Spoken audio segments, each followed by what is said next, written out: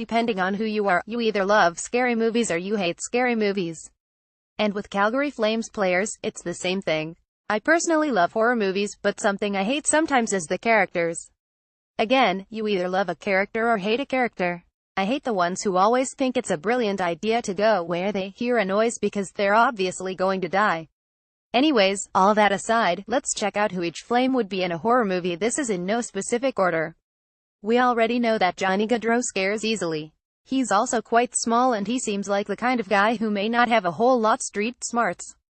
He would be that character you're yelling at through your screen like, "Don't go in there." Johnny would hear a noise and immediately go towards that noise and check it out, making him the first one to die. It wouldn't even be that. It would be that he would be an easy target for whatever killer demon is out there trying to kill people. It's a good thing he's good at hockey. Jaromir Jagr, the lone survivor. Jaromir Jagr is an ageless wonder. In a horror movie, he would be the lone survivor. If this was I Am Legend, he would be Will Smith. If this was a horror movie that had a bunch of sequels, maybe something like Scream, he would be the one who keeps making it to the next sequels because he just never dies. Mike Smith, the killer. Let's face it, Mike Smith with his beard was quite creepy. Vancouver, BC, October 14th. Mike Smith also gets angry often. Let's be real, he would absolutely be the killer in a horror movie. He would be the Jason, but he doesn't even need the mask. Even if he wasn't the killer, someone would piss him off enough Johnny that he'd end up just killing them anyway. Chris Versteeg, the Disturber. Chris Versteeg would be the one who's already dead at the start of the movie, but he's a ghost that lurks around and just messes with people because he's bored and decides to haunt some different Calgary Flames players' houses. Just for fun. Sean Monahan, the unbeknownst zombie. Sean Monahan would be the one who gets turned into a zombie very early on in the movie, but nobody really notices. No character in the movie would notice and nobody watching the movie would know it either. I mean, they don't call him boring Sean Monahan for nothing. Matt Stajan, the Protector. Matt Stajan is such a dad. He would be the smart one and try to protect everyone, even if it means putting himself on the line. He would be the one guarding the door shut as he tells everyone else to go hide. Thanks, Staj. Matthew Kachuk, the annoying one. If there's one annoying character, it's Matthew Kachuk. He would be the one who would see a black hole and pretend to fall inside as a joke, but would actually end up falling inside. He would be the boy who cries wolf by pretending to get hurt, but it ends up being a joke. So when he's actually in trouble, nobody believes him. He'd be the annoying one who calls you up saying, 7 days, but when it actually happens to him, nobody believes him, so he dies. Dougie Hamilton. Oh guys, Dougie Hamilton wouldn't exactly have an important role. He would kind of stand around and just keep saying, "Oh guys, but nobody ever pays attention to him. There could be a demon on the roof and he just keeps going, "Oh guys," but nobody really listens to him and everyone goes to the next room and he just kind of runs along with them because he doesn't want to stay in a room with a demon. Mark Giordano, the wise one that nobody listens to as a captain should. He's always looking out for the rest of the Calgary Flames team. Mark Giordano actually has some decent ideas, but kids who don't listen like Kachuk or Gaudreau would ignore him and that's why they die early on in the movie. Johnny would hear a noise and want to go check it out. Gio would go, "I'm not so sure that's a smart idea, man," but Johnny goes anyways. Always listen to your dad, kids. TJ Brody, the one trying to call the cops. J. Brody is a good Samaritan. TJ just called 911 because the Calgary Tower is on fire. Apparently it's for Remembrance Day. Thanks for the heads up, Calgary, good citizens. Amber Rose Brody at Amber DeBacker. November 11, 2013. He would constantly be trying to call the cops, yet he doesn't even realize that the phone lines have been disconnected. That doesn't stop him, he continuously keeps trying to call the cops. The police can't save you, broads. Eddie Lack, there for the tacos, just there for the tacos. Sam Bennett, the one who lived. Sam Bennett would be there at the beginning, but would disappear early on in the movie. Nobody knows what happened to him, nobody watching the movie, not the characters in the movie. Everyone thinks he ended up dying. But he shows up close to the end just casually eating a sandwich, being like, "Hey, what's up guys?" and everyone starts crying because they thought their beloved Bennett died. But he was there the whole time. He just left to go try and sell some sunglasses. Troy Brower, the sacrificee. Troy Brower would be the one that everyone on the Calgary Flames sacrifices because, let's face it, he's useless. Michael Furland, the one who saves, but also needs saving. That got deep. But Michael Furland would also one of the smarter guys and would be helping and saving everyone on the Calgary Flames. Because of this, he's one of the last ones to live. But ultimately, hell needs saving too.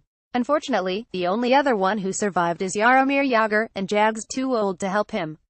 Ferland would be falling into a black hole in the ground, and here's how the conversation would happen. Jagr, I'm too slow, 3-on-3 would kill me. Ferland, Jagr, man, just grab my hand, I'm falling. Jagr, fans too slow, fancy, appreciate your votes for All-Star game, but 3-on-3 would kill me, and I don't want to die yet, thank you for understanding. Too old, Jaromir Jagr at 68. Jagr, December 2, 2015. Michael Backlund, the dog lover. Michael Backlund's love for dogs would ultimately kill him in the end. He would see a dog and go, "Oh, a dog," and let it into the house, but it ends up being an evil dog with radioactive rabies. I don't know if that's a thing, and it bites him and turns him into some sort of evil zombie, and everyone would end up dying. All because he wanted to pet the dog. Travis Hamonik, he lives. Travis Hamonik lives, and I have no reason for it, but he is a good person and deserves to live. Okay, he was busy saving children and good karma came for him. Michael Frolik, the one who didn't dearly on in the movie. Everyone witnesses Michael Frolik dying. They're all sad, but they need to move on. But later, Fro shows up eating some froyo, and everyone is all like, so if Frolik is here, who got killed? It was Ashton Kutcher. I mean, the resemblance is uncanny. Anaheim, California, October 9, 2017. Photo by Deborah Robinson Levy. Getty Images. Budapest, Hungary, August 10, 2017. Photo by Joseph Akpaka. Wire image. Curtis Lazar, too trusting. A demon would fake being a human and convince Curtis Lazar to help them out with something. And he does so with a smile on his face because he's too trusting and loves everyone. But that demon then takes over his body and goes to where the team is at, and everyone dies. Matt Bartkowski gets everyone killed. Matt Bartkowski would be bad at any task given and messes everything up, and it keeps bringing the rest of the guys down. But for some reason, they keep giving him tasks and nobody knows why. And because of this, everyone gets killed. Say his role is to make sure all the doors and barricades remain closed during the purge. But he sees someone across the street, as the purge has already commenced, and opens up the doors. Killers get into the house and kill everyone. But it's the team's fault anyway because they were the ones who gave him these tasks in the first place. Brett Kulak saves the day. The audience watching the movie keep wondering why Brett Kulak, who isn't doing anything, isn't asked to do these tasks that Bartkowski keeps messing up. Finally, one player has the brilliant idea to let Kulak have a go. And he's much better than anything Bartkowski was doing. So they ultimately sacrifice Bartkowski to keep Kulak. Michael Stone, just kind of there. Michael Stone would sort of just be there with no specific role. The audience forgets he's there. But he'll make a bad move and they'll be like, "Oh yeah? This guy's here." Freddie Hamilton, the fake ghost. Freddie Hamilton would be dressing up as a ghost trying to scare the rest of his teammates as a joke. But one of the teammates thinks he's a real ghost and ends up killing him. And because of this, his younger brother, Dougie, can't handle the thought of being alive without his brother and sacrifices himself. Tanner Glass, why is he here? Tanner Glass was initially introduced to the Calgary Flames friend group before anything spooky started happening. Nobody really knew why he kept hanging around since nobody really liked him, but he was always there. Then when things got real and the guys started getting haunted, Glass was for some reason there along with them. But why was he there? Nobody even remembers who initially introduced him. Nobody even really likes him, but he's always around. Mark Jankowski, the late joiner. The purge is happening and they all already have a plan. But people like Bartkowski and Glass keep messing everything up, and the guys on the Calgary Flames see some guy like Mark Jankowski across the street, so they decide to bring him into their houses. They're setting everything up to be ready for the purge, and he actually ends up being quite useful. So useful that they decide to give Bennett a different role, and it suits him much better too. Thanks, Janko. And there are all the roles for the Calgary Flames players. Spooky.